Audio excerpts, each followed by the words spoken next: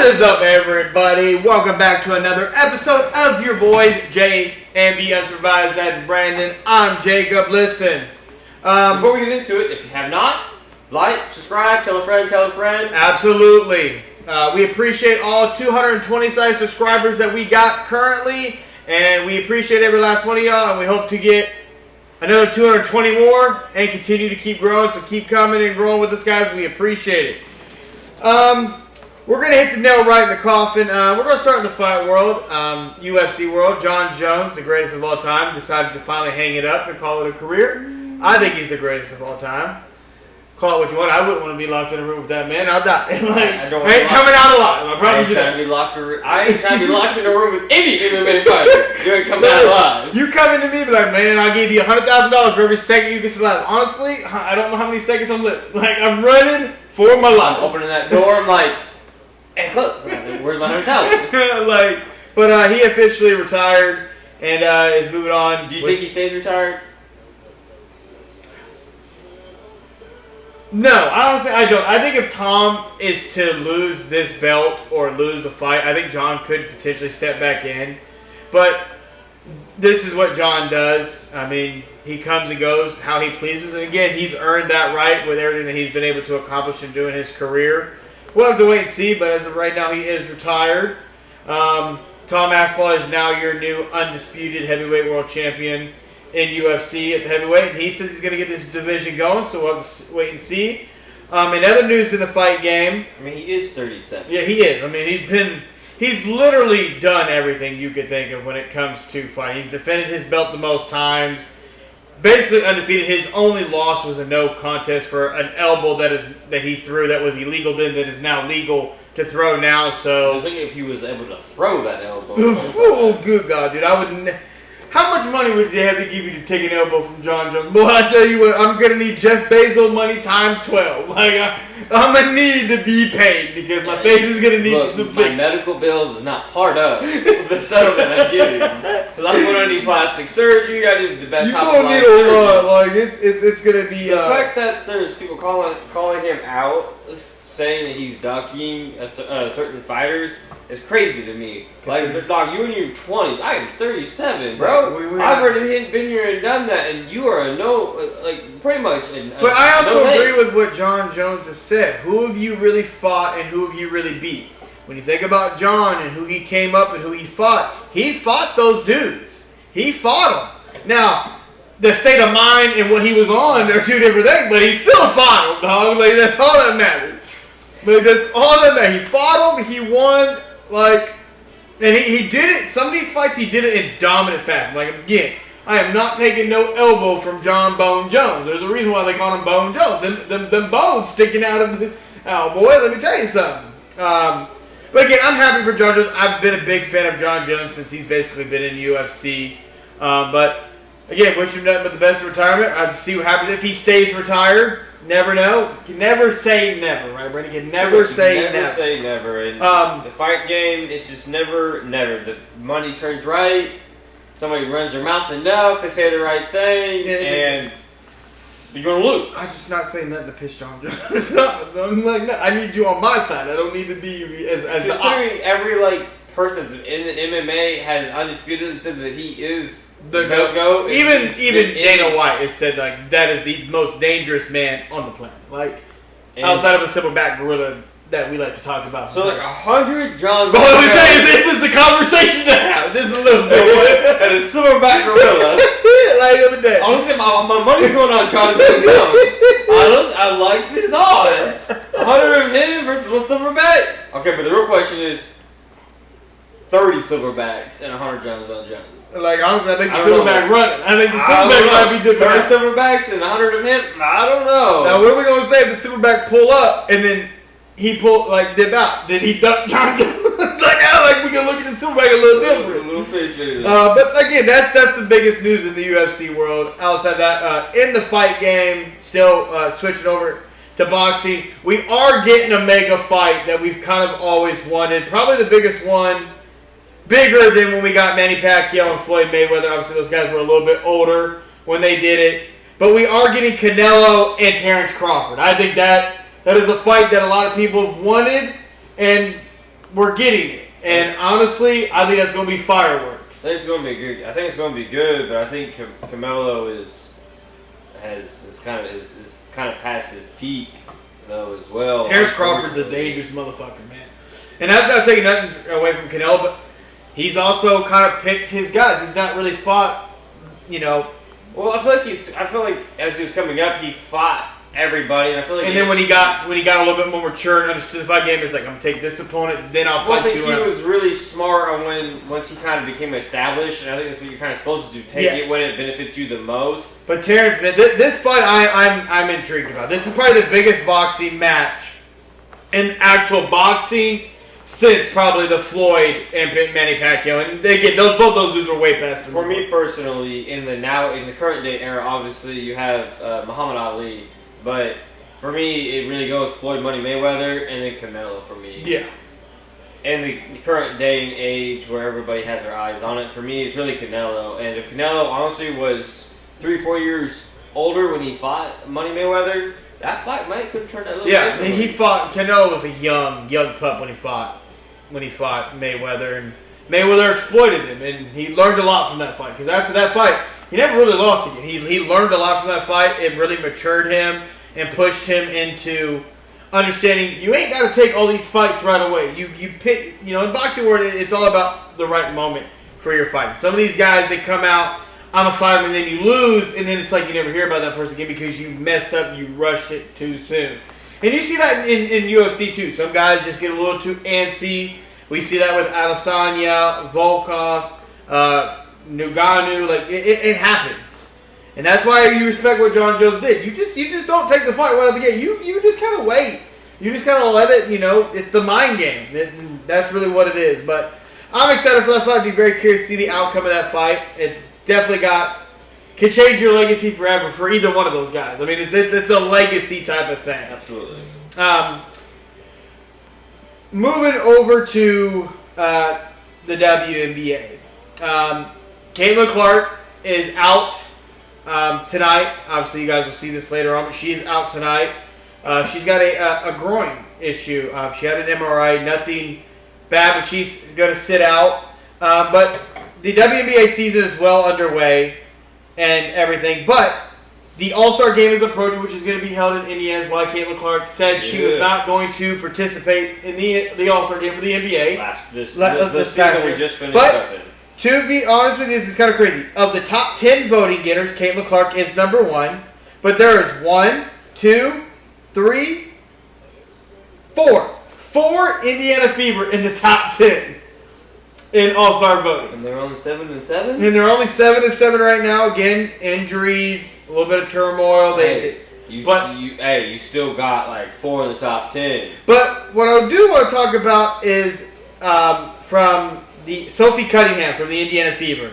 She stepped up and did something that a lot of people were kind of waiting on in the from the Indiana Fever, a teammate to really just kind of step up and protect Caitlin Clark, because you got to protect your star player on any team, regardless of who it is. But Sophie Cunningham stepped up, and it has worked out for her. Jersey sold out. I want that jersey. Jersey sold out. I want that game-worn jersey. With the sweat and all. Gained 660,000 new TikTok followers. Put her well over 1 million followers on social media. And but she did get fined a whopping $400. Honestly, like, what? I mean, I take that. That's a hell of a fine, dog. Let me tell you. NBA players sit over here thinking, "Can I get fined $400?" MLB like, "Where's my $400?" We had draws in the NBA. It was only $400. But Sophie Cunningham ain't no chick to play with. She's got a black belt. She know how to throw it down.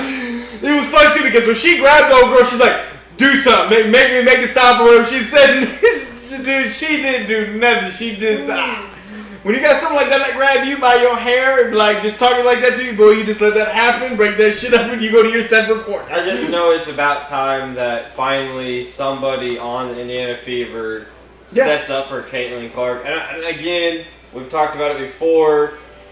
I'm gonna get her out the gate. She's only got all that recognition because of who Caitlin Clark is, what she means to the fan the overall fan base of the NBA, or just the fans of Caitlin Clark. Absolutely. And it's about time somebody on the Indiana Fever, in particularly, steps up and is kind of that enforcer for her. And she has done that. Absolutely. Because you can't do it all. You can't be the star. Yeah. You can't be the one getting beat up and enforce yourself. Like, I need somebody. And it's like that in any sport. Like, your quarterback taking a necessary hit, your lineman supposed to be there to protect you. That's their job. It's the same thing in the NBA. Your star player, like, for an example, LeBron James. You touch LeBron James, my teammates are coming. You don't touch LeBron James. Same thing. Finally, someone stepped up and did that for Caitlin Clark. I think it's also kind of showing like how the Indiana Fever and they're coming together. The chemistry and the continuity they're starting to have, and like that. Again, is it called brotherhood or womanhood? Honestly, we're gonna go with womanhood. We're gonna go with womanhood on this in that locker room. But again, you know, people look at the Indiana Fever's record, and yes, they are 500. But again, it's been riddled with some injuries. This is a lot of new players, a lot of new faces on this team. And again, all it takes is to get right at the right moment, because these in the WNBA, shorter season, the playoff seeding's a little bit different.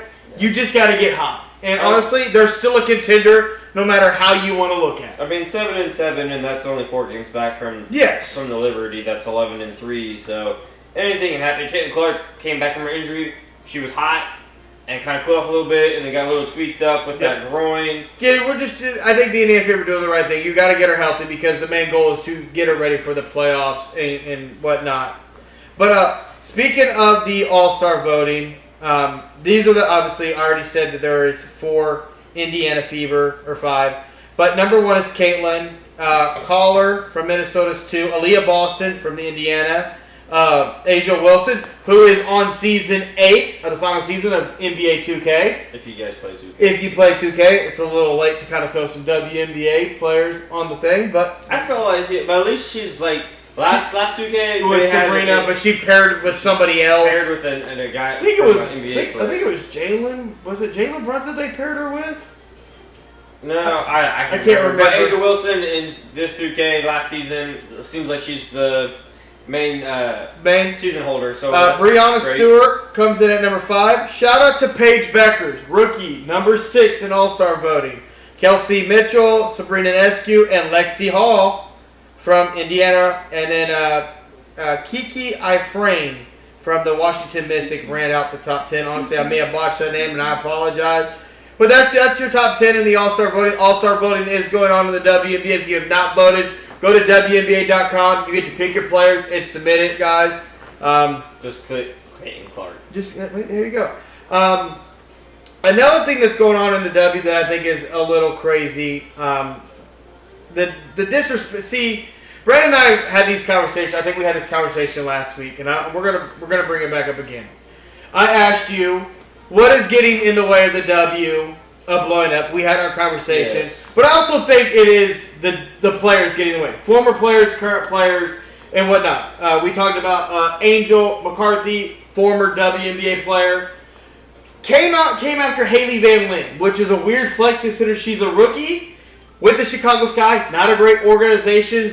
Don't know what the fuck Chicago Sky's doing, but pretty much had some things to say about her. But she's only in the W because of her NBA boyfriend Jalen Suggs, or she's popular on social media and stuff like that. And that's the only reason why she's in the W. And I just like, what does that even have to do with she's like, the whole point is to build your brand. She did that in college. She stayed next year. She was her at Louisville. We saw her lead them to the Elite 8. Went to LSU. It did not work out at LSU. She was not ready for that. What I'm going to say, I'm going to go a nice comparison. You have the old heads in the NBA that are hating on the nowadays current state of the NBA when it comes to defense in particularly. But if you really talk to them, I feel like they actually think defense nowadays is actually played better. But you have old heads nowadays that are having issues giving kudos, their flowers, and then you have and they compare that to WNBA players. The old heads of the WNBA are having issues with the popularity of the sport starting to grow because social media. Yes. Like let's not kid around. Like you see, we're getting not so. I was going to kind of messed up, but it is Pride Month, so it kind of fits. Not so lesbian or mannish-looking women in the WNBA. We're getting a lot more straight women that are a lot more appealing to men. And let's be honest, men watch sports more than women do in this country. Well, they made it very clear that more women watch the W than women do. Women came out and said they don't really watch the WNBA. So, I mean, again, women don't really watch sports. That's kind of a known fact. More women watch NFL than any other sport. Yep. But, like, you have the old heads in the NBA having issues with current players and how they're playing, and how they're all chummy. You have the old heads of the WNBA are having, for whatever issues with these players nowadays because they have a social media following. The NIL money that they get now. NIL money. It's like, I'm sorry that you arrived way before the WNBA started getting a little bit popular, but that just kind of seems what it is when you should really just be on the WNBA side pushing up the brand. Yes. And honestly, to me, the audience of the NBA, you just trying to be more, trying to make yourself relevant. Yeah. Again. But I also think a lot of it too. Kind of and then in that same breath, Angel McCarthy did come out and issue an apology saying that Hailey Van Lien has worked hard for everything that she's got. You deserve it all, plus more. And that she's sorry that she used Hailey Van Lien to try to get her point across. And I just didn't like the apology because what was the point you were trying to get across? What was her point? That's my whole point. I didn't understand the point. She came at Hailey. Her point was in the previous one is she came at Hailey. She goes that she's only in the W because of her boyfriend, the followers, and stuff like that. But if you say such and such, if she had all that, she would be in the W. So she was trying to say that current other players that are not on rosters are not there because they don't have what Hailey Van Lien has as the NBA boyfriend and the followers on social media. I can't help that Hailey Van Lien was able to build her brand. She did that at Louisville. She did that at LSU. She did that at TCU. Yeah. She did that. So I thought it was kind of a bullshit apology, which is unfortunate because I loved Angel McCarthy when she played for the Dream. She was a walk-in bucket. But again, I just don't understand why some of these players just can't just... You don't have to agree or like the way the popularity go, but help build it up. Like, you're a big... I feel like the WNBA OGs are really missing out on an opportunity to jump on this bandwagon to try to kind of make some of that money. Because then when you jump in on it, people kind of like that may not know you may look you up and say, like, damn, you may have. Well, think about it in a business standpoint, like Google, Amazon, Yahoo, Netflix, Redbox. I'm dating myself. Blockbuster, fuck it, right? The orange fucking Rugrat VCH tape, Woo! Like. People that saw things that were moving, trending up, jumped in on it, and now look where they're at. They profited off of it. If I was a former OG WNBA player, I'd be right there rooting and supporting them, like trying to hip my wagon. Really, when you think about the only OG player that's really been, for the most part, you see out there that's like shutting down a lot of these narratives and shutting down is Candace Parker. Candace Parker's been a big advocate out there on the TV. She's fresh out like a couple years, like 2-3 years out the league. But it's like, I agree with you. The old heads, you got to jump on board, whether you like it or not, and jump on the bandwagon because you're speaking of the game. So people are getting to know you that maybe they get to see you play. They can go look you up and whatnot. So, but on the same breath, Kelsey Plum. She was walking out of her hotel, and men were waiting outside for her to sign autographs. And she thought that was weird. Like, why do you think, you're a superstar? But that's new to them, though. That's what I'm saying. That's what you particularly has to understand, and everybody else has to understand that this is new for WNBA. But this players. is also shit that they wanted, and then now you're getting it. It's like, oh my god! But they don't understand it. Like men. Every men's sport from hockey, baseball, golf, soccer, football, basketball, they all understand you want my autograph, and some people are very stingy about it. Yes. And others, they give it willingly or kind of irritates them, but they'll still give it. But in women's sports, outside of the women's USA national team, soccer team, outside of that, one sport and maybe golf, this is a whole new thing, and like, why do you try to collect my autograph? That's kind of weird, dog. I mean, so it's all new to them, and I think that there's a growing period for the current now players. Yeah. The OG players, look, you're too grown. You're way too grown not to be more mature than how they're acting. But for her, about my first condition, I'm like, what do you mean? Like, I want to collect your shit. Pretty much. That's a good thing. And I think this is going to take time for them to understand, like this is just popularity. I just thought the way Kelsey Palmer handled that situation was very, very wrong because it put a bad light on you. No, but yes, I get where you're going. But it's wrong because you don't think it's weird. You go up to Patrick Mahomes, go get your autograph. Dude, you're a 35-year-old man trying to get a 20-something. Well, like LeBron, I'll be like, dog, I need that autograph, dog, please. That's what I'm saying. I'm begging you. You don't think in the back of all these male professional athletes think it's a little weird that these grown-ass men want my autograph? Hey, I was that grown-ass man that was in OKC staring at LeBron drooling like a motherfucker. Like, I'm here, I'm seeing you. You're missing my point. I get what your point. Like, it's these dudes think the same thing, but they've watched these growing up other professional male athletes not say this stuff, but we're getting this raw, unfiltered stuff from women saying how they feel. This is fucking weird. And then it's also a women's sport. Men coming up to you, not liking it. It's a growing period, and I just hope that they they'll learn. But also, I hope they don't lose the unfiltered thing because I like the unfiltered thing. This is fucking weird, and give the autograph and move on. Absolutely. But on the NBA side. Oh no, we're not done with the women's side. We're not done with the women's side. This is the last thing on the women's. Right. This shit was wild. Okay. So the USA women's 16U women's squad. Nope. These are the only two games I was able to pull up. They beat Puerto Rico 138-38. They won by a hundo, Brandon. No. They won by a hundo. Dude, I can go back out there. Like hard quit, I left, connection error. But that's not even worse. Panama? That's not even worse. Yeah, the Panama game is even worse. The USA women's 16U team beat Panama 131 to fucking 12. Brandon, they got 12 points, dog. Coach, don't put me back out there. Please don't put me back out. I'm terrified. I'm scared. I don't know what I'm doing. I just dismember that whole fucking That team. was not fair. That was not a fair matchup. Why did we keep playing the game? Honestly, What defense were they in? I'm gonna have to go back and look what defense. They were in man straight up. It just was not fair for Panama to face these 12 points. That is crazy. I'm not coming. Honestly, after the first quarter, I'm not coming back out. Oh, dude, but that shit was wild to me. I said those to Brandon. Brandon was like, honestly, hard quit, connection error,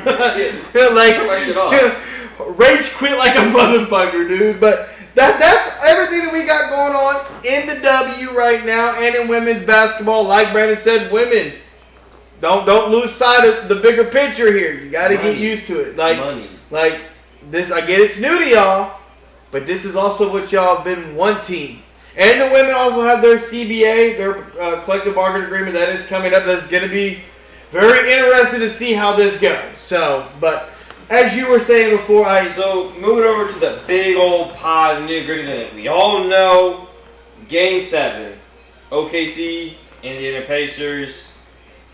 Shout out, prayers and everything to Tyrese Halliburton, who did... Bro, I think he was going to have a big game. As well expected. I think everybody kind of expected he was going to tear his Achilles. Honestly, I think it was more crazy to think that it didn't tear in Game 6 by the way he was playing, moving, cutting, playing defense. Like, you couldn't say you were shocked that it didn't go in Game 6. And it was a blessing that it didn't because he started Game 7 on fire. He was 3 of 4, 9 points. Dude was probably going to have one of those type of performances. Possibly. It looked like it, but OKC pulled it out 103-91 to win the 2025 NBA Finals Championship, SGA. I hope Chet made it home safe after the break because boy was faded. Boy was not in good spirits. SGA won the Finals MVP. He joins Kareem, Jordan, and Shaq to be the only players to NBA history with the scoring title, the NBA MVP, and NBA Finals MVP in the same season. And now he's the only player. Now, granted, this has only been around for about 4 or 5 years somewhere. Now. So it's not been around very long. He's also the only player to win the East or West Conference Finals MVP. Absolutely. Granted, no one has done that yet because, again, it's only been around for a handful of years, about 4 or 5 years now. So he's the only one solo to win all of that, which is also crazy. And, shout out to our my OKC. They won it. They won it. They won it. I apologize to the Indiana Pacers. I thought sweep or you thought gentleman sweep. You thought gentleman sweep. They win Game 7. But speaking, a lot of people looked at this finals and thought it was going to be the least watched finals. And there were times where it felt that way, but was the most watched NBA Finals, Game 7 in damn near 6 years. Game 7. Right, this was the first Game 7 we've had since the 2016 NBA Finals when it was the Golden State Warriors and the Cleveland Cavaliers, that was a comeback. That was a 3-1 comeback, against the greatest regular season team of all time. That was 73-9. 20th Game 7? Yeah, it was only the 20th Game 7 ever in NBA Finals history, which, when you think about that, that's crazy. That's kind of crazy. So it lets you know that most of these finals don't really go past 6 games. Theoretically. We're not really getting to Game 7. So, but yeah. So, some fun facts. Yep, get it. Game 7 peaked with nearly 20 million views. The 7th game final series accounted for the 7th most watched primetime television program over the past 2 months. Absolutely. The full 2025 NBA postseason playoffs and finals across ABC, ESPN averaged 6.12 million viewers per game, which is actually up 10% versus last year. Game 7 was the most watched finals game internationally ever on NBA League Pass. Absolutely. And up 42% versus last year's title clinching Game 5 game, which was the Mavs Celtics. And the NBA generated a record 5 billion views and accounting across all social media platforms during the NBA Finals, up 215% versus last year. So, my question to you is this current CBA where you get into the second apron where you really can't have 3 stars, 2 stars is kind of is it working? Yeah. In a way? It is working in a way. When you think about it, teams are not 7 straight different champions. Yeah, that's what they wanted. They don't want... The NBA wanted more, I guess, in a way, diversity. They don't want these teams racking up these championships like they were. And, again, it's good for the game because here, again, a lot of people didn't like, the teaming up that we saw in the early 2010s, with LeBron, Bosh, Wade, and then obviously Durant going and joining what he did, and then Chris Paul and, the Clippers, but trying to get to L.A., and you saw that L.A. do it with Dwight Howard and Steve Nash. Obviously, though, Steve Nash was later in his career. Dwight was coming off back surgery, but the NBA didn't really want that no more. I think they wanted. I think the CBA was meant to help small market teams, and if we just run it just back, ask Boston. Well, if you run it back, you have OKC won it this year. Yep. Boston, big market. Uh-huh. Denver was a small market. Golden State, big market. Bucks, small market. Bubble, COVID, Lakers won it, but I think the Lakers probably would have gotten that one regardless. But big market, massive market. Toronto. Small market. And then, obviously, we run into the Golden State, Cavs, Spurs, Heat, Miami. But then you sneak in Dallas Mavericks. But that's kind of is Dallas really a small market, though? And I don't think Dallas is really a small market, but I think that's also with the CBA. Yeah. But so, really, after, LeBron and the Golden State got done battling it out, after Golden State won in 2018, Toronto, LA, Milwaukee, Warriors, Nuggets, Celtics, big market, Thunder. So we've had a bunch of different teams after 2018 win it, which is kind of what I think a lot of fans want. Yeah, and it shakes things up a bit. You're not getting the repeat. It makes it hard to repeat. But it also comes down to is your stars willing to take a little bit less to be able to keep the pieces around you? How do you want this to go? Do you want to win or get paid? And that's really what I think it's coming down to now. And when you look at this OKC team, listen, I'm not going to throw the word around dynasty around yet. I like a lot of mainstream media is already trying to do, which I think is crazy, and it's not fair to OKC to put that type of pressure on when you just read off what you just read. We've had 7 straight different world champions in the NBA. Yeah. SGA is about to come up on a massive deal. Yes. But when you look at OKC, they still got 35 fucking first round picks left. Dude, they're okay. They're not. Are they a dynasty? No. They got the chip done. But again, we're not going to sit here and Brandon was showing. We've been seeing a lot of what is the word I'm looking for? Calling this championship a Mickey Mouse. A Mickey Mouse. No, like Tyrese Halliburton got hurt in Game 5. That wasn't the end all be all. It was still a great series.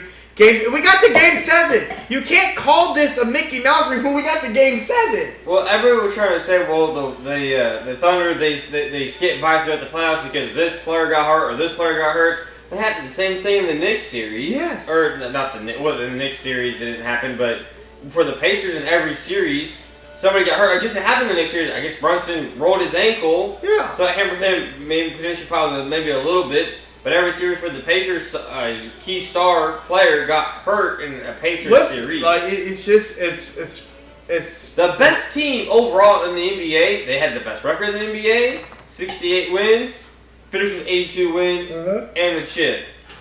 So we're not gonna tolerate that type of disrespect. No, we're not gonna tolerate that. And to be fair, people that say that SGA literally said that when Tyrese Halliburton got hurt, it sucked the wind out of them too because they were ready for a battle. And when he got hurt, literally, they even said their head coach had her hey, listen, this, we still got to go out and play. Yes, he got hurt. That's unfortunate, but we still got to go win this game. Well, they even said the energy out the people there said the energy out of the fans kind of got sucked away because they want they thought they were in for a battle on fight, and then when the best player, second best player, or however you want to look at it, goes down. With that kind of injury? In that magnitude of a game, it's super unfortunate. For the Indiana Pacers going forward, Tyrese Halliburton's out for all of next year. We had 3 Achilles tears in these NBA playoffs. All wore number 0, so just know, don't wear number 0. We lost Dame. We lost Jason Tatum. We lost Tyrese Halliburton. But what did we learn? If you have a calf strain, you probably should. You got but you also saw something too about that players are running more, about 200 miles more than they used to.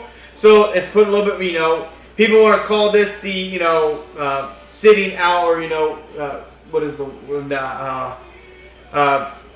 management? Load management. When you really read off that stuff, it kind of makes sense why some of these guys are sitting out. There's a lot more running, but like Brandon said too, when you talk about it, back then you dumped it down to the big man. You played a half-court set. Nobody really moved. The big man did his thing, kicked it back out, or he scored. Now you're kicking it. I'm cutting through, going through. You're going through. We're running faster-paced offense, more possession. So the Achilles has really become the new ACL in the NBA. In the NBA. So, in all reality. So do you think there's any correlation to the leg sleeve? Every player in the NBA season playoffs. Yes, I will say so.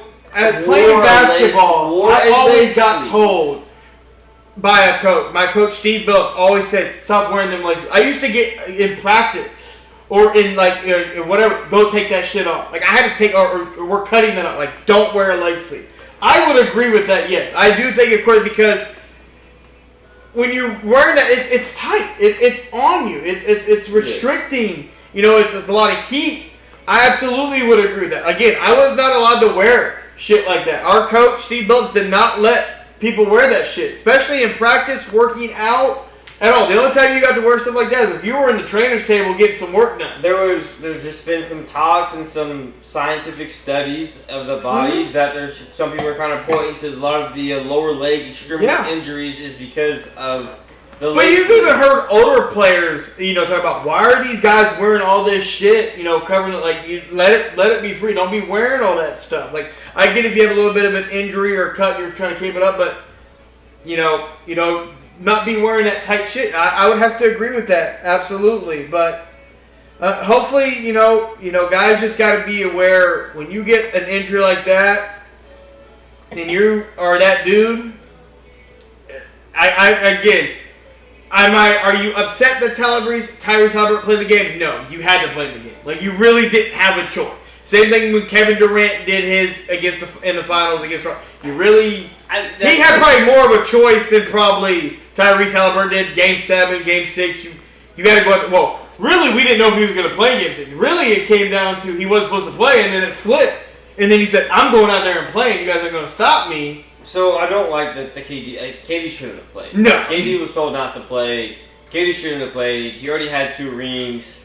And I think that really kind of hampered KD's career overall, but based off the age that he was at. But Tyler Halliburton, he had to play Game 6. He had no choice. The odds of getting back to the finals is slim to none because you get to 1. Maybe. Look at Giannis. He's been to 1.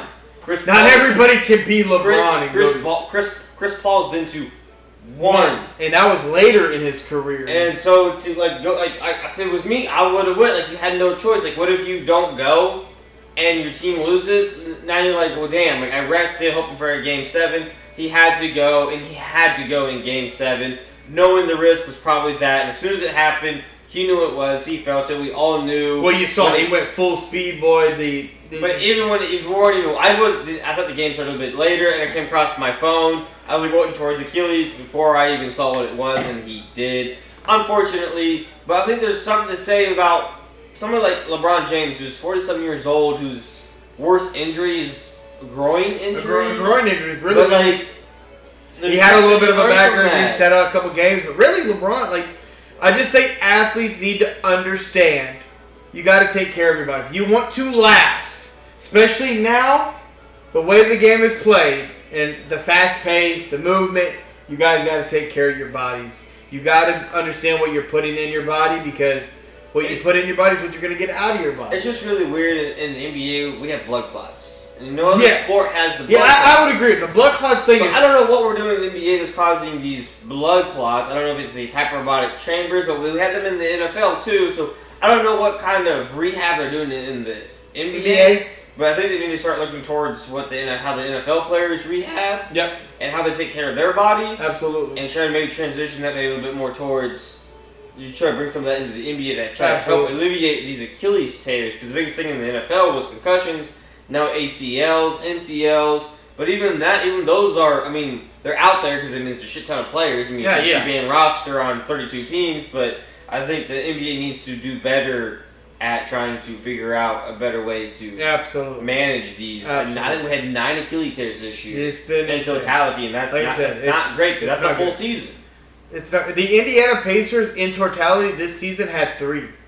Wiseman, another player that was in their rotation, and then Tyrese Halliburton. 3 on one team is insane. And Wiseman did nothing but just backpedal. His was like he only got in for 4 minutes. He was 4 minutes in to his season. Boom, there went his Achilles. But again, congratulations to the Oklahoma City Thunder on winning it. Real quick before we move off that, SGA got all this hardware. Is he the best player in the league, or does that still belong to Joker, Giannis? He's top 3, right? You have to say he's top 3, right? Top 2? I think he's. You have to say going into the next season, he's the best guard. Best guard? He's the best guard in the league, and that's putting him over.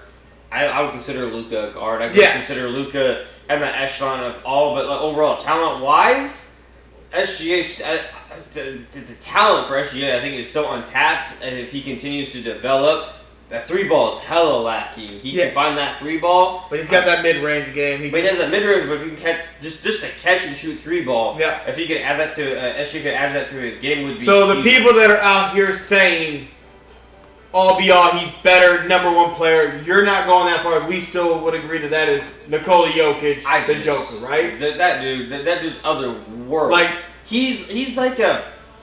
We literally saw the greatest statistical season you've ever seen. What everybody thinks Wilt Chamberlain did, we didn't get to see. You saw with Joker. You saw it real time. Joker's like a fat poor man's. Unathletic Magic Johnson. Okay? That's Joker to me. Like, Magic Johnson was before my time, I'm not that old like you. But that's what I would imagine Magic was like. Because that's just he does. But that's not disrespecting SGA. He's one of the top players. He's definitely top 5, however you have to give him the flowers. I would say SGA is the best player. Is the best guard. He's the best guard. Best guard. But honestly, going into the next season, he's the best player. He has to be. He's done something that nobody else. Kareem, Shaq, and MJ have done.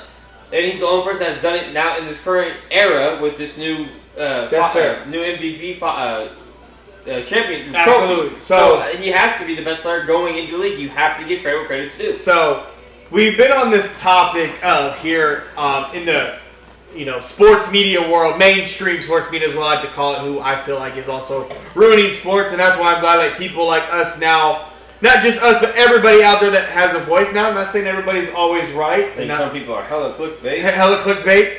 But we've been on this ring culture shit, Brandon. We've been on this ring culture, right? All right. So, obviously, Gilbert Arenas got on First Take because they were talking about LeBron's comments that people took completely the wrong way. And he showed you that a lot of people didn't watch the clip.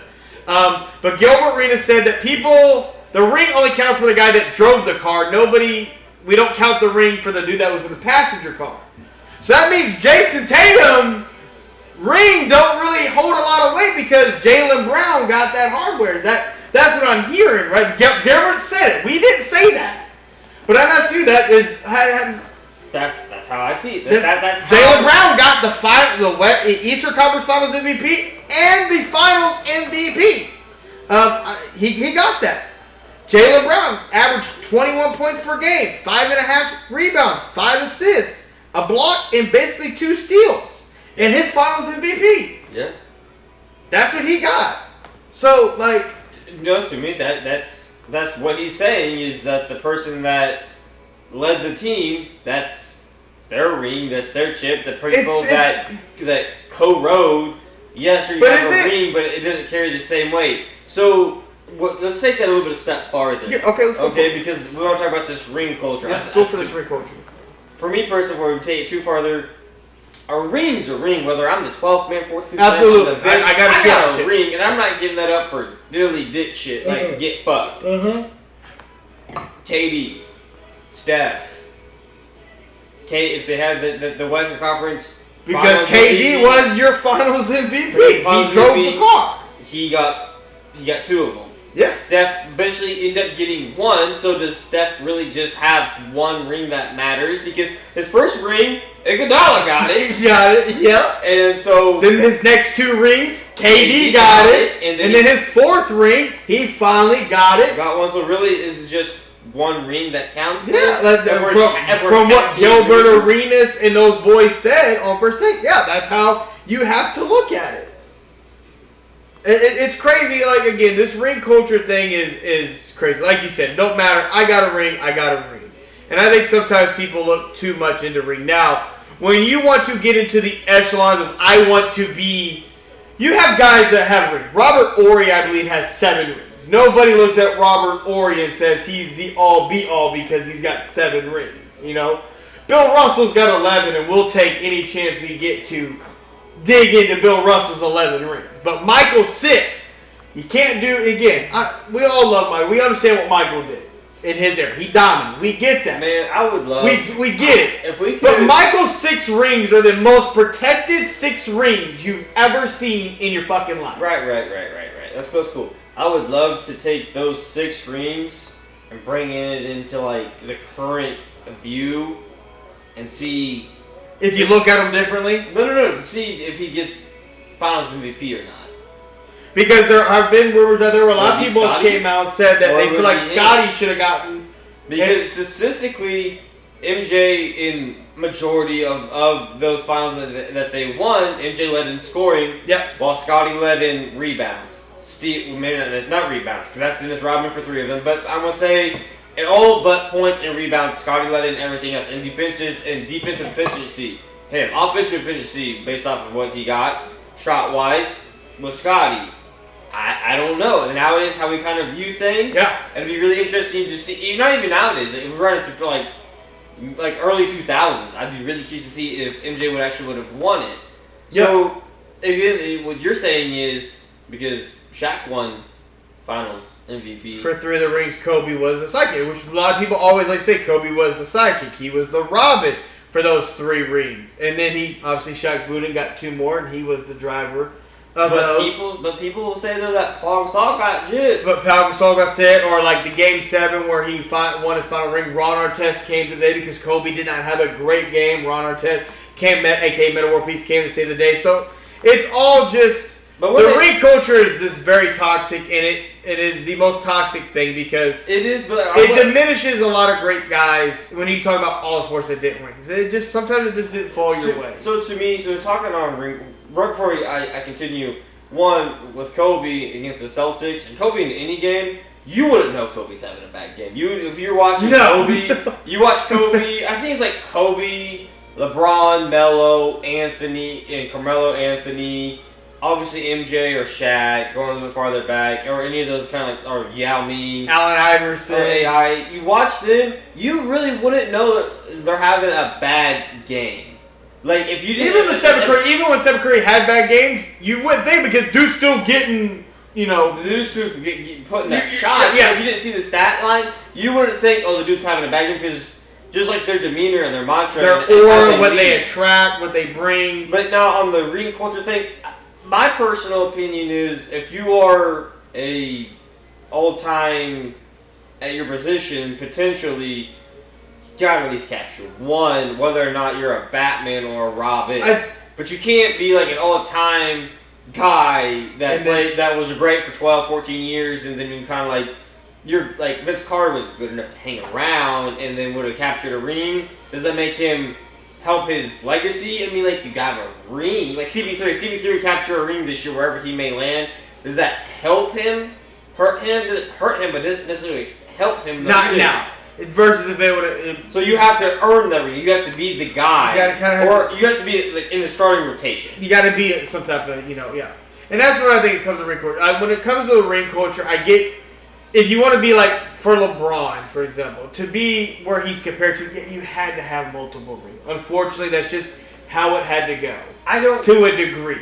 Yeah. So if you're talking about a GOAT of like the best of the best ever. But when you talk about, you have to have like a GOAT debate. To me, a GOAT debate gotta have 3, and more than 3 trips to the finals in any sport. Okay. So to me, you have to have at least 3 and 4 or 5 trips, something like that. You got 4 trips even. 4 trips. You can have 3 trips, 3 rings, cool. But I think if you want to be considered a GOAT, when it comes to rings, you have to have at least 3 rings to be considered in a GOAT conversation. That's fair. But to be considered the GOAT or the best at your position or an all-time decade player, I do think you do have to capture a ring. Yeah. At some point in your career as a leading contributor. Yeah. Like unfortunately, like Dame. I don't think Dame's never going to capture a ring. Like Allen Iverson, he led his team there and obviously just ran again. But he got to the finals. He got there. But he still got there. Like he got there. He led his team. So that's different. But that's what I don't like about ring culture. We diminish guys like that. If you put like that was just so annoying. Like everyone's like, Steph has 4. Steph has 4. Steph wasn't in the finals MVP until his last trip. And you may not even, if they don't pick up the phone and bring KD there, But what I'm saying is you can't help the scenario that you're placed into. Yes, no, absolutely. And that's why LeBron takes a bunch of slack because he chose his selection to go to Miami to go and chase rings. Because Cleveland wasn't putting the talent around him. Jordan got the talent put around him to go chase rings. Yep. And so, to me, that comes to a lot of it, though, too, is like, what was your situation? Like, Giannis's 1 ring outweighs a lot of other people's maybe 1 ring or 2 rings because he stuck and stayed and the organization was able to put Dirk Nowitzki's 1 ring. I mean, holds a lot more weight. Dirk's 1 ring really is like 2 or 3 because he did it in an organization that didn't necessarily put the best. Let us know what you guys think about ring culture and how do you view ring culture and stuff like that. But again, it's all subjective at the end of the day. To a degree. I just think it's kind of. I just think the debate's kind of dumb. It's a very dumb debate. And real quick, T-Mac, Tracy McGrady. He had a lot to say about ring culture, and he's like, if you take Kobe off and you put me with Shaq, you don't think I win ring? Honestly, probably not to a degree. Maybe, but Kobe locked in defensively. I agree with Tracy McGrady, and that's kind of my point is you can't have the situation that you're put into. Yeah. Like, you could be the best player. Like, I could be better. The only thing I didn't agree with T-Mac is he's like, I never got put in those situations. Boy, you played with Yao Ming, Ron Artest, Shane Battier, Lou School with those. I can't help. But at what point in my career was I put in a better situation? You know what I'm saying? Like, but when T-Mac talked about T-Mac didn't even average 20 points for his career. T-Mac averaged 19.6. I mean, it's basically 20. It's 19.6. I mean, like, you don't have to. Kobe averaged 25, solid for his career. But again, it's a lot of people, players that win rings. It's just kind of this type of situation. Patrick Mahomes is a great instance. He got put in a great situation, great coaching staff, great organization. Absolutely. And they continue to build around him. It helps. Tom Brady, great organization. We get great talent around him. Absolutely. Continue to win. Jordan, same deal. Absolutely. But moving on to recoach, like we said, let us know what you think about recoachers. So moving on to the other stuff that went down in the NBA before we even get to the NBA draft, which will be the last thing we discuss. The first big domino in the NBA offseason happened, and it started with Kevin Durant being moved to the Houston Rockets. So, the Phoenix Suns traded Kevin Durant to Houston for Jalen Green, Dylan Brooks, and the 10th overall pick, and 5 second-round picks. 5 second-round. I thought it was a little weird, too. Weird flex. Thoughts on the trade? So, apparently it came down between the Rockets and Heat. Yep. And they let KD choose. Yep, and KD felt that the Rockets was his best spot. I think for the Rockets, that's a great spot for him to land. Yep. All that great young talent defensively. And they didn't have to give up a deal. You gave up Jalen Green, who was pennies on the dollar for him. And honestly, I think they kind of cleared some money getting rid of Dylan Brooks. Yeah, honestly, Dylan Brooks was just a cash casualty. Pretty much to try to make the money match. Yep. For the Suns, I really thought they could get more. I thought they could demand more for what KD was, but who KD is? I mean, KD's time was and is KD arrived there in 2023 and was there until 2025. Kevin Durant averaged 27 points, 6.5 rebounds, 5 assists, a steal, 1.2 blocks on 52, 42, 85 shooting. I feel like they give him away for pennies on the dollar. And I like for the Rockets, I think that makes the Rockets very deadly. They're going to have that veteran presence. Not necessarily leader, because that's not the kind of guy KD is. He's spoken on it. He's pretty much said that. Yeah. But I think they're getting the presence there of they give him a closer guy. It gives the Rockets a closer, a veteran guy who is just he's not going to lead with his voice, he's going to lead with his game. But he's a bucket. When they need a bucket, he can go get a bucket. And honestly, they're going to save him defensively, where he doesn't really have to exert a lot or play a whole lot of minutes early on. When you look throughout, could you possibly see Kevin Durant scoring? I mean, obviously with the Phoenix Suns, he averaged 27 points. Could you see the scoring dip to like the low 20s? Because he's not going to be asked to do a lot. Because like you said, we're saving Kevin Durant. I don't need you to give me all, because I need you at the playoffs. I need you ready. No. His scoring is going to stay right around the same. I think you might see a little bit better offensive, like a percentage-wise might be a little bit better. But he's going to get potentially a little bit better, like easier looks, because of the attention that those guys, like the Jabari Parkers, the Shoguns, the Fred Lev, they get, because they do attack. Yes. So he will help kind of open it up for those guys as well. Absolutely. Along with himself as well, because of the attention that they will draw. I'm saying is defensively, doesn't have to work as hard, and then long term for the full 82-game season, they don't have to play him every game. They'll get him his 65. Absolutely. That way he can still earn all NBA or second team or whatever. But where he will really show up and real show out, I think, because he will be, I think will have enough in the gas tank. It will be in the playoffs. Yes. With this great young defensive squad, because they have plenty of young guns, defensive minded, and they're just hungry. Yep. With that Kevin Durant trade, they also were able to redid Fred VanVleet's contract, so he's now locked up. They did relock up Steven Adams that we talked about last week. So the Rockets, he reunites with Steven Adams too. He does reunite with Steven Adams, who they played together for a couple years down there in OKC back in their younger days. But when you look at the Phoenix Suns, I don't really know. The rumor is that they're going to reroute Jalen Green. They have a shit ton of shooting guards on this team. Shit ton of shooting guards. Yeah. Bradley Beal, what the fuck do we do with Bradley Beal? Because you can't really do anything with him. Nobody wants him. He's not willing to give up anything. So we'll have to see what the Phoenix Suns look like. It's gonna be. If I'm Devin Booker, man, at a certain point, like, do you really want to go through with another rebuild? Like, do you really want to do this again at the point of career you're in? You've been to one finals, you lost it, and you haven't really been able to recapture anything. Like you said, you feel like Devin Booker is already capped out. Like he's maxed what he could potentially be. He showed it to you, and that's it. Yeah. You've been on record saying you don't think he's that number one dude. You think he needs to go somewhere where he can be a number two. He's a beautiful number two. Like, he's a sexy number two, and that's what he is. He's not that number one dude no more. And honestly, I think it might be time for Devin Booker to think about your advice. Devin Booker, if you're listening, Brandon's giving it to you. Maybe it's time to go find that situation where you could be that number two guy, that sexy number two.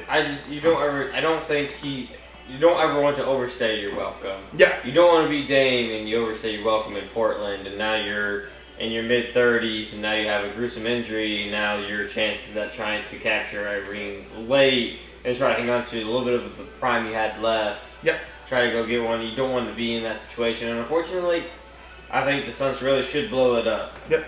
The other trade that we had before the NBA draft, the Boston Celtics, who we knew were going to start to blow this shit up because they wanted to get underneath that. Really blowing it up? Well, they wanted to get underneath that second April. We're going to get there. The Boston Celtics traded away Drew Holiday to the Portland Trail Blazers for Alfred Simmons and 2 second-round picks. So, you get off Drew Holiday's contract that had 3 years left, $100-some million.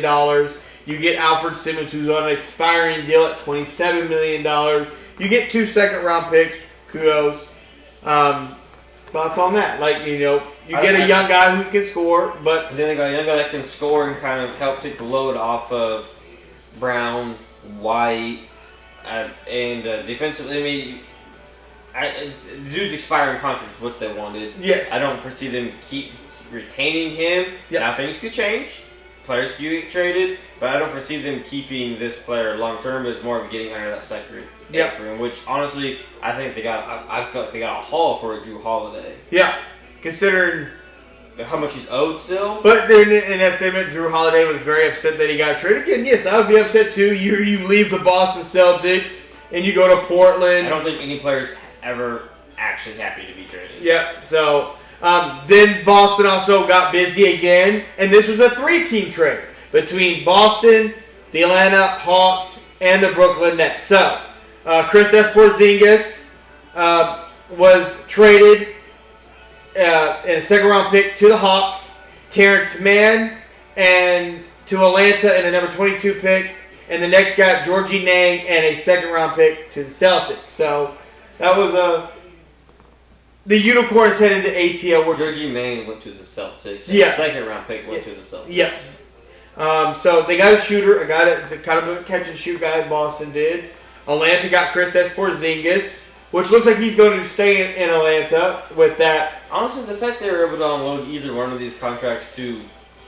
Considering these were some big deals when Boston gave them. The fact they were able to unload these deals and actually get anything back in return without having to give up draft capital assets for me to take on this money, it's kind of incredible.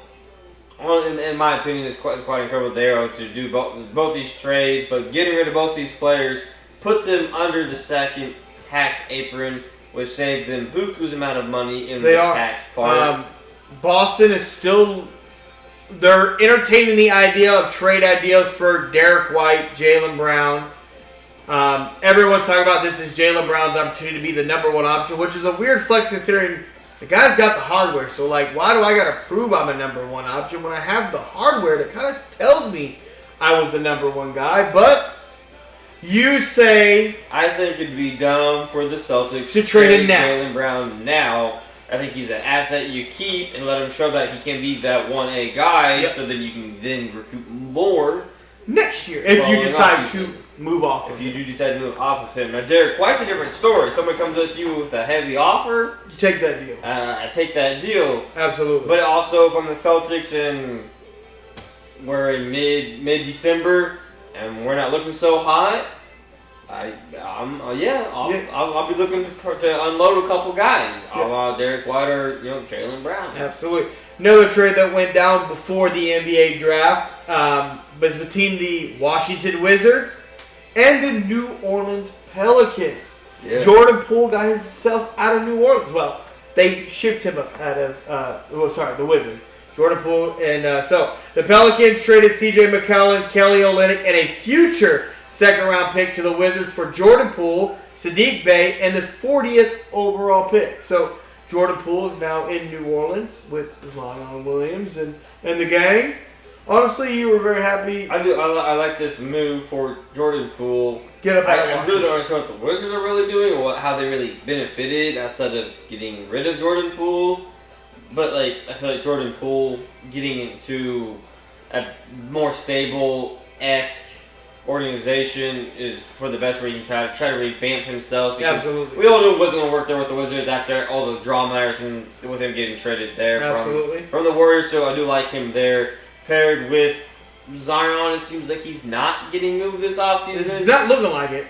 During the season, anything is possible, but I think they got a nice 1-2 punch. And honestly, Zion and Jordan Poole, I think they pair well together. You have a guy that wants to attack the paint, and you have a guy that likes to be out on the perimeter. He wants to shoot. He wants to feel like he's a Trae Young, Steph Curry type. Absolutely. So I think those guys can actually work quite well together. Yeah, absolutely. These were not trades, but these were contracts that were given out before the draft as well. Dallas Mavericks gave Daniel Gafford a contract extension worth 3 years, $60 million. So shout out to him. Remember, he was with the Washington Wizards, and then Dallas went and got him, and he really flourished for the Dallas Mavericks. So congratulations to him. They kept him because he was somebody that was potentially linked to being moved. Not going nowhere. He's staying in Dallas. Well, he was hit free agency. Free agent. And then Kyrie Irving declined his player option of $43 million and then signed a 3-year, $119 million contract with the franchise.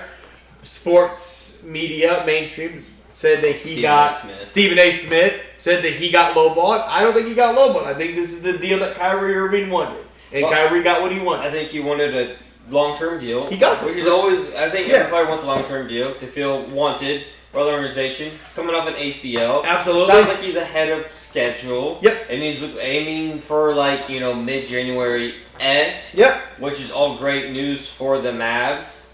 Absolutely. And it sounds like they're kind of in the market for a placeholder. Absolutely. For me personally, I really do hope it's D'Angelo Russell. I think he would fit swimmingly. You're very high on this D'Angelo Russell. You are. I really think you're loving it. Swimmingly there with those guys. He's already played with AD. Yeah, he has a little bit of chemistry. I think he would fit into that role there quite well. Gives them a good scoring punch, but they can't play make. I'm also not opposed to Alonzo Ball. I do think they need a guy that can give them some scoring. They don't need Alonzo Ball. They have Kyrie coming back. Alonzo Ball would be too expensive. Because they're using a mid-level exception. Yeah. They don't. The organization's not trying to spend money. That's fair. The NBA draft was yesterday, round 1. Mm-hmm. The first 30 picks went. Now, mind you, round 2 is only going to have 29 picks because the Knicks got hit with that tampering with the Jalen Brunson. So there's only 29 picks in round 2. So someone's getting left out, unfortunately. But round 1 happened now. Cooper Flag went number 1 overall to the Dallas Mavericks. No shocker. I think the shocker was the pick was not traded. You were a big advocate that why make the Luka trade, get the number 1 pick to keep that pick if you're in win now mode, which it looks like they're going to keep Cooper Flag. Has your opinion on that stance changed at all? I feel like the Mavs are built they somehow have constructed such a roster where they can compete now and let Cooper Flag come along as such. I do feel like they will have to make a couple moves to try to compete. Okay. But 3 years from now, if it's hard because Cooper Flag will be ready 3 or 4 years from now, but Kyrie will be aged out, AD will be aged out, but you do have your future star. If Cooper Flag does turn into that franchise guy, I don't know. It's a tough decision. I feel like if there just wasn't the right offer there for them to give up a generational, potentially a generational talent in Cooper Flag. So I do like them keeping him, and honestly, I think Cooper Flag's going to have a great season with the talent that's around him because he's not going to be asked to be the guy. The guy's AD. He's going to be able to come along very beautifully. Very beautiful. It's probably the best spot. No. This is the best situation a number 1 overall pick has ever landed in any sports history. Like, let's keep it. He's landing with a Jason Kidd. That's a Hall of Fame player. That's a hell of a head coach. Kyrie Irving, Hall of Famer, champion. AD, champion. That's a Hall of Famer. Klay Thompson, he likes to let everybody know he got 4 of them things too. One of the greatest shooters this game has ever seen. So yeah, no. And he's a two-way player. Cooper Flag is a two-way player. He can give it to you both ways. I just know the matches are they're going to be lengthy.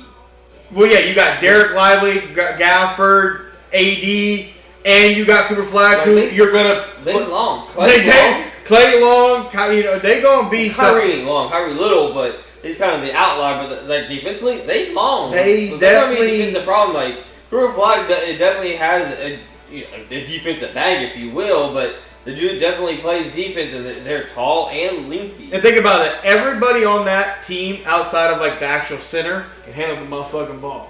AD can bring that thing up. Cooper Flag can bring that thing up. Clay can bring that up. Kyrie can beat that up. If they get D'Lo, he can bring that thing up. He ain't afraid to let that thing fly. I just know I'm not giving Nico Collins a lot of credit for how the roster looks. He lucked out. He lucked out into landing Cooper Flag, because Cooper Flag, I feel like, kind of rounds out the roster because of the talent we think he can be. Yep. The San Antonio Spurs drafted Dylan Harper out of Rogers, a.k.a. Ron Harper, for Hall of Famer, not Hall of Famer, champion with the Chicago Bulls in the 90s. I'm torn on this because he's a phenomenal point guard, big body, but they have Castle. You traded for De'Aaron Fox. So how do you, he's going to work well with Wemby. Wemby's very excited that they got him. Not the pick I wanted for the Spurs, but Spurs got the guy that they wanted. How do you think this pick's going to, how do you think this is going to work with the Castle, the Fox, and him? Like, how do you think the Spurs are going to maneuver this around? I think in their mind, they took the best, the best option available at number 2 for trade. Do you think for Fox to trade, right? Because he was up for an extension, they didn't give it to him. No, I think they'll move. They'll move Harper. I think they drafted Harper thinking the feeling in the NBA is that he was the second best player coming into this draft, and I think he'll be the trade bait for them to upgrade at whatever position they feel they need to upgrade.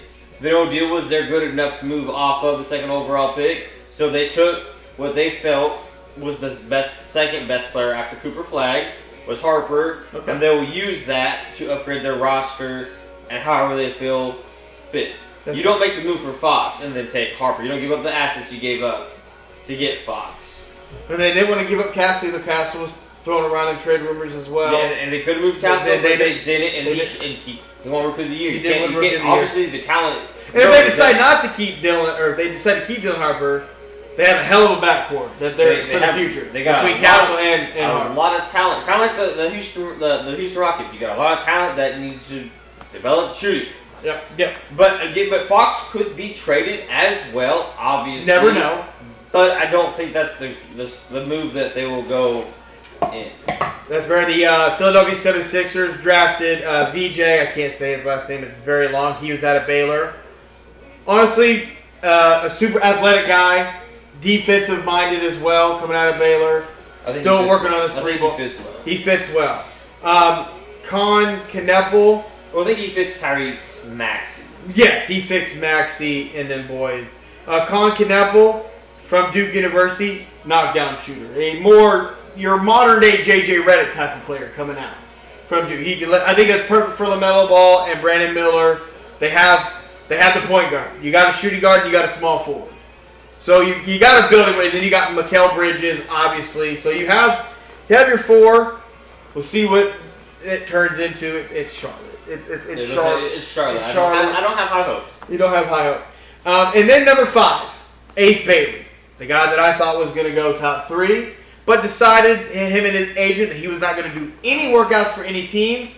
and it came out that he was trying to. He thought this was 2K and he could pick his destination, and that's not how this works. And now he's ended up in Utah. Honestly, he clearly didn't watch the NFL draft. No, he did not. He did not see what happened to the Sanders. And honestly, Danny Ainge said, "I don't give a fuck. I'm taking it. And he is a potential superstar type of player. He also, I think he was the third best player in this draft. Second or third, you can make the argument. You rubbed people the wrong way, and they made you fall. And he didn't want to go to Utah though. But my whole thing is kind of like falls back to what I said about the Spurs. Yep. I think potentially Danny Ainge took what he thought was like a perfect player. Like I got a gift. He was damn near 20 points in college. I got a gift. I got a gift at 5. At any other last year draft, dude probably goes number 1. Yes.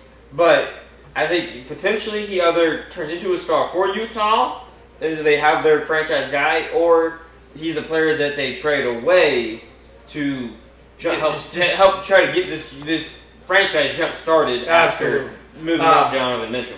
But then I'm just going to get to the rest of the picks. Trey Johnson was drafted 6. Jameer Fears, Pelicans. Edgar, 8. Colin, 9. And then the center from Duke, that was from Africa. I can't say his name. Come on. Went number 10. And then the fucking Suns decided to trade for Mark Williams from the Charlotte Hornets. Yeah, they gave up the 29th pick and then 2029. First round pick. You gave up a fucking first round pick in 2029. That's wild to me. That was wild. I feel like the Hornets got a better deal this time. They did. They got a hell of a better deal. As long as he can pass his goddamn physical, they'll be okay. But again, round 1. That was the first 10 picks. I'm not going to go through all of them because that was really about the guys that we knew that were going to go. There were some guys that went a little bit later that are possibly had the chance to possibly be special. But like Brandon said, we got to wait 3 years. We don't know. You got about 3 years to really figure out what you're going to be. Round 2 is today. But again, we talked about a lot of things. Let us know what you guys think. And remember, hit that subscribe button. Tell a friend to tell a friend. And we'll see you guys next week.